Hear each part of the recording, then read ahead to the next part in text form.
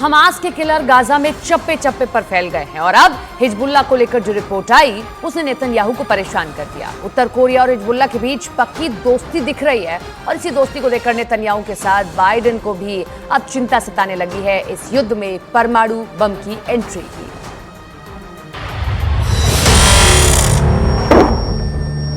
Hezbollah का सबसे नया वीडियो। लेबनान इजराइल बॉर्डर पर एक पोस्ट के पास सफेद रंग का ट्रक जा रहा है, तभी होता है एंटी टैंक मिसाइल से हमला। इस हमले में ट्रक पूरी तरह जलने लगता है। उसमें क्या था ये कोई बताने को तैयार नहीं, लेकिन बाद में इजराइल की पोस्ट पर अचानक हरकत बढ़ जाती है। कुछ लोग भागते हुए नजर आते हैं। हिजबुल्लाह के इस पिन पॉइंट अटैक ने इजराइल में बहुत बेचैनी पैदा कर दी है। क्या हिजबुल्लाह उत्तरी इजराइल पर चढ़ाई करने वाला है? क्या हिजबुल्लाह सिर्फ इस बात का इंतजार कर रहा है कि गाजा में जैसे ही इजराइल की फौज फंसेगी वो उत्तरी बॉर्डर पर युद्ध शुरू कर देगा?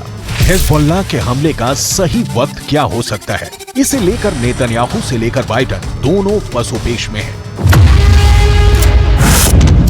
हिजबुल्लाह ने लेबनान इजराइल बॉर्डर पर कई हमले करके साबित कर दिया है कि इजराइल की उत्तरी सीमा अब सुरक्षित नहीं बची है। अगर गाजा पर ग्राउंड ऑपरेशन शुरू होने के बाद हमास, हूथी और हिजबुल्लाह ने एक साथ इजराइल पर हमला किया तो इनको एक साथ रोकना इजराइल के लिए बहुत बड़ा चैलेंज बन जाएगा और तब अमेरिका की मदद के बिना हालात ऐसे बन सकते हैं कि ये तीनों फोर्स इजराइल की सेना को रौंद कर आगे बढ़ जाए।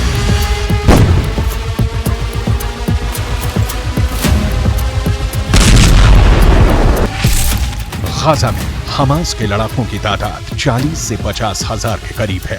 उत्तर की तरफ लेबनान में मिलिशिया हिजबुल्लाह की तादाद 1 लाख से ज्यादा है। इनके सामने इजराइल में एक्टिव और रिजर्व फोर्स मिलाकर 6 लाख से ज्यादा सैनिक हैं। ये आंकड़े बताते हैं कि इजराइल के पास 4 गुना ताकत है। القلق من إمكانية أن تذهب هذه الجبهة إلى تصعيد إضافي أو إلى حرب كاملة، أو القلق من أن تتدحرج هذه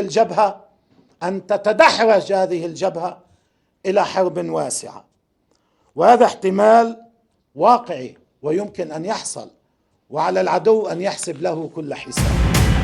इस बीच बड़ी रिपोर्ट ये है कि इराक के मिलिशिया हश्द अल शाबी ने अमेरिका के सैन्य अड्डों पर ड्रोन के बाद मिसाइल से हमले शुरू कर दिए हैं।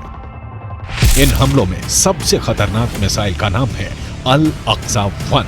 अल अक्सा 1 ईरान की फतेह 110 का ही एक नया वर्जन बताया जा रहा है, या कहें कि ईरान ने यह मिसाइल इराकी हिजबुल्लाह हश्द अल शाबी को सप्लाई की और उसने इसका नाम बदलकर अल अक्सा 1 कर दिया। ये ऐसी मिसाइल है जो हिजबुल्लाह के पास पहले से है। ये एक टैक्टिकल मिसाइल है जो छोटा परमाणु बम भी दाग सकती है। The barbarism is led by an axis of terror. The axis of terror is led by Iran. It includes Hezbollah, Hamas, Houthis, and their other minions.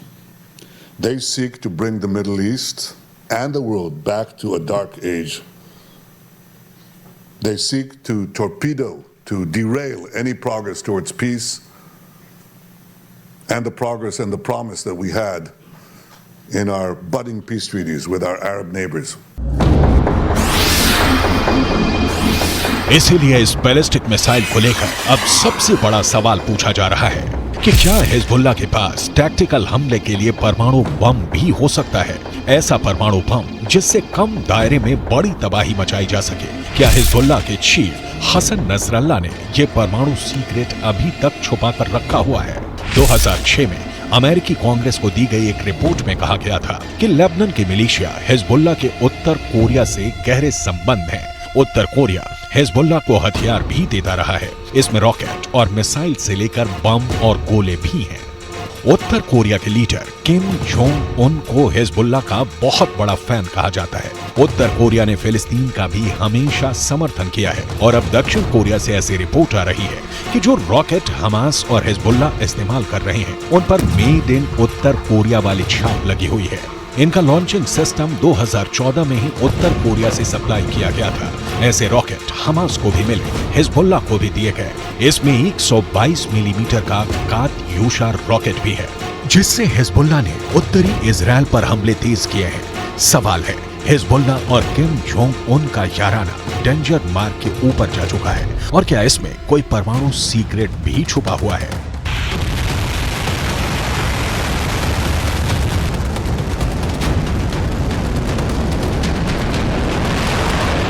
फिलहाल इजराइल पर एंटी टैंक हमलों ने हिजबुल्लाह के इरादों को खतरनाक रूप दे दिया है।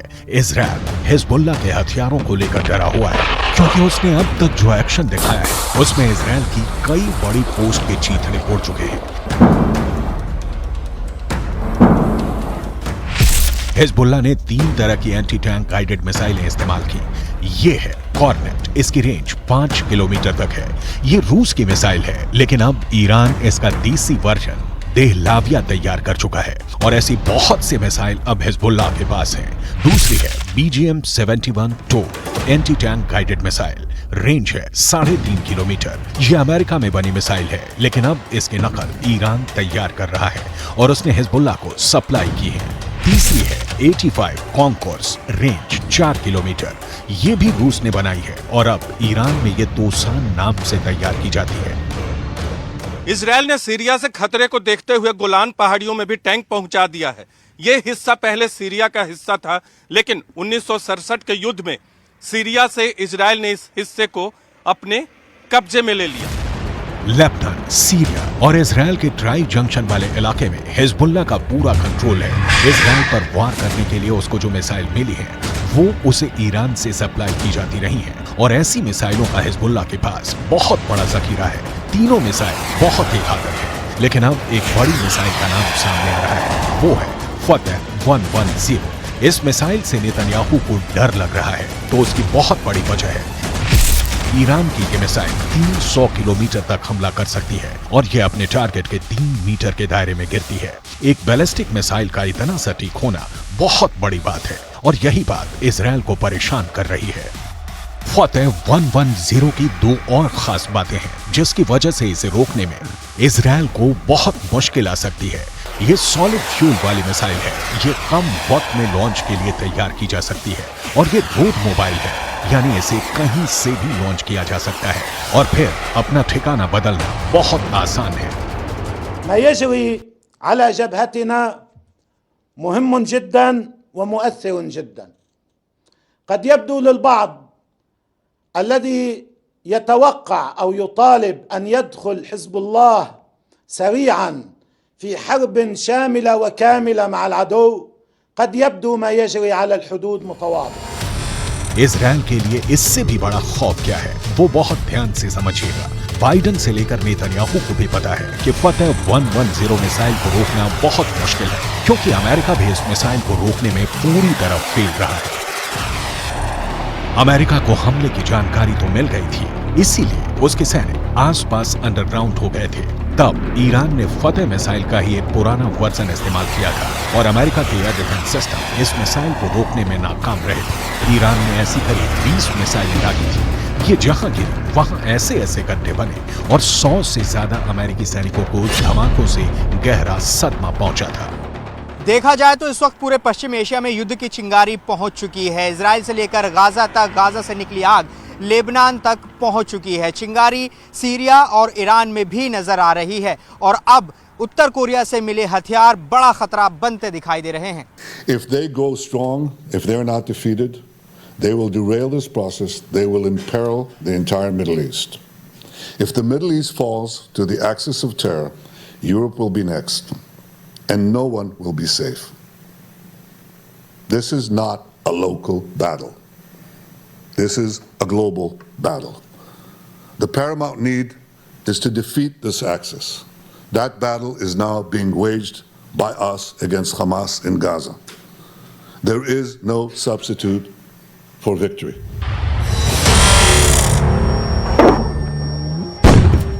हिजबुल्लाह का खतरा बहुत बड़ा है, ये इजराइल भी जानता है, और अमेरिका भी। अगर हिजबुल्लाह ने गियर बदला तो इजराइल के लिए उसे रोकना आसान नहीं होगा। यही वजह है कि अमेरिका के विदेश मंत्री एंटनी ब्लिंकन इराक का भी दौरा कर चुके हैं। जब ब्लिंकन इराक पहुंचे तो वो बुलेट प्रूफ जैकेट पहने हुए थे। इराक में ऐसा खतरा बताता है कि अमेरिका इस वक्त वहां की मिलिशिया हश्द अल शाबी से भी घबराया हुआ है, क्योंकि ईरान समर्थित इस गुट ने अब इराक और सीरिया दोनों जगह अमेरिका के अड्डों पर हमले शुरू कर दिए हैं।